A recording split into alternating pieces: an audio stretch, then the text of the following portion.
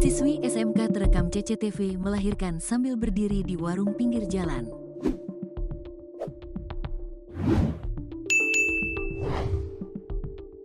Kejadian viral siswi SMK di Medan melahirkan di warung pinggir jalan terekam CCTV.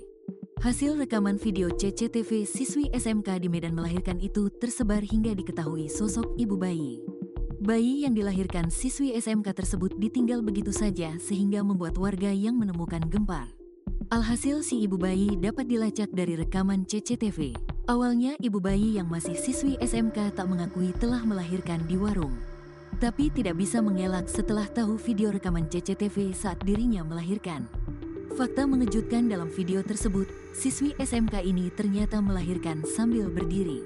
Sebuah video yang viral menunjukkan seorang siswi SMK melahirkan sambil berdiri itu terungkap di sebuah warung jalan Flamboyan Raya, lingkungan 3, Kelurahan Tanjung Selamat, Kecamatan Medan Tuntungan, pada tanggal 10 Maret tahun 2025 sekitar pukul 22.25 waktu Indonesia Barat. Identitas perempuan tersebut terungkap berinisial Al, 19 tahun, yang tinggal tidak jauh dari lokasi kejadian.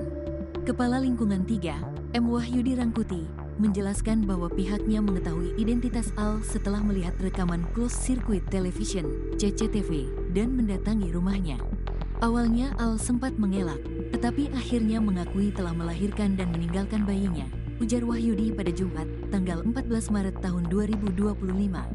Wahyudi menambahkan bahwa ketika pihaknya mendatangi rumah Al, orang tuanya tidak mengetahui bahwa anak mereka sedang hamil hasil hubungan gelap di luar nikah. Orang tuanya syok dan malu.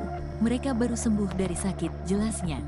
Saat ditemukan, bayi laki-laki yang baru lahir tersebut dalam kondisi memprihatinkan. Ia mengalami luka di kepala, lutut memar, dan matanya berpasir. Saat ini, bayi tersebut sedang dirawat di salah satu rumah sakit untuk mendapatkan perawatan yang diperlukan. Bayi sehat dan berada di RS, kata Wahyudi. Al juga sedang menjalani pemulihan setelah melahirkan.